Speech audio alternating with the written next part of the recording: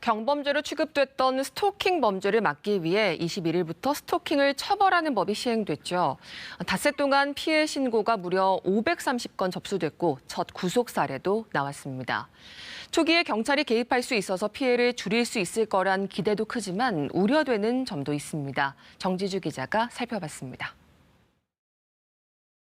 누군가의 의사에 반해 다양한 방법으로 공포와 불안을 반복적으로 주는 행위, 바로 스토킹입니다. 끔찍한 범죄로도 이어졌죠. 새 모녀를 살해한 김태현 사건이 그랬습니다. 슥 다가오는 검은 패딩. 번호를 차단했는데 계속 다른 번호로 연락이 온다. 숨진 여성이 친구에게 보냈던 문자입니다. 바로 스토킹 행위들입니다. 접근하거나 따라다니고요. 일상생활하는 곳에서 기다리거나 지켜보는 행위. 또 물건이나 글을 보내 불안감을 조성하는 것 모두 스토킹 행위들입니다. 그리고 이걸 신고하면 경찰이 출동해 가해자와 피해자를 분리하고요. 처벌을 경고할 수도 있습니다. 그래도 계속된다면 그 스토킹 행위는 스토킹 범죄가 됩니다. 징역 3년 또는 3천만 원 이하의 벌금형에 처해지게 됩니다. 흉기를 썼다면 가중처벌됩니다.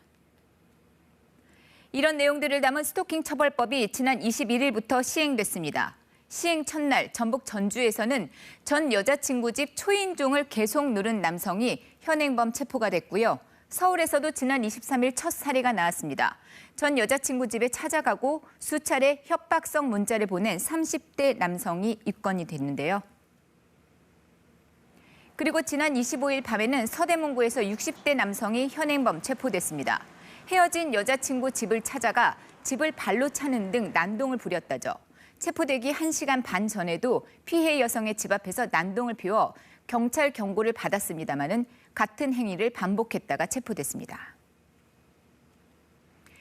다시 만나달라면서 문자와 전화로 계속 연락한 사실도 드러났는데요. 경찰은 이 남성에게 100m 이내 접근 금지, 또 연락 금지를 명령했습니다. 긴급하다고 판단되는 경우에는 저희가 긴급 응급 조치를 하는데 사법경찰관이 직권으로 가능합니다. 초기 단계 경찰이 개입할 수 있는 거는 상당히 의미가 있죠. 첫 구속 사례도 나왔습니다. 경기도 안성에서인데요. 전 직장 동료를 스토킹한 혐의로 20대 남성이 구속됐습니다.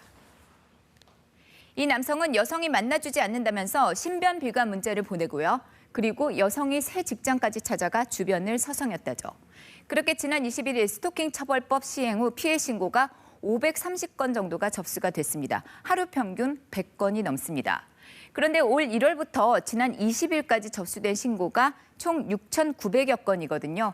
하루 평균 24건인데요. 법 시행 후에 4배 이상 늘어난 겁니다. 더 큰 범죄로 이어지는 것을 저희가 예방하고 또 더 큰 어떤 추가 피해로 이어지는 것을 차단할 수 있는 효과를 가질 것으로 예상하고 있습니다. 경찰 대응을 잠시 볼게요. 먼저 현장에 나가서 스토킹을 제지하고 처벌을 경고하는 응급 조치를 하고요. 그다음 접근 금지 명령 같은 것을 하게 됩니다. 위반 시에 과태료 처분이 있습니다. 여기에 더해서 재범이 우려가 된다면 법원의 승인을 받아서 유치장이나 구치소 유치도 가능합니다. 그런데 스토킹 행위와 스토킹 범죄를 나누는 기준이 모호합니다. 법에는 스토킹 행위가 지속되거나 반복되면 범죄라고 돼 있을 뿐 구체적인 기준이 없거든요. 그래서 경찰은 가해자와 피해자의 관계 그리고 고의성 여부 등을 종합적으로 판단합니다. 이를 위해 스토킹 신고 이력도 관리하기로 했습니다. 피해자 가족이나 지인은 보호받지 못한다는 지적도 있는데요. 이에 대해 경찰은 요청이 있으면 별도의 신변 보호 조치가 가능하다고 밝혔습니다.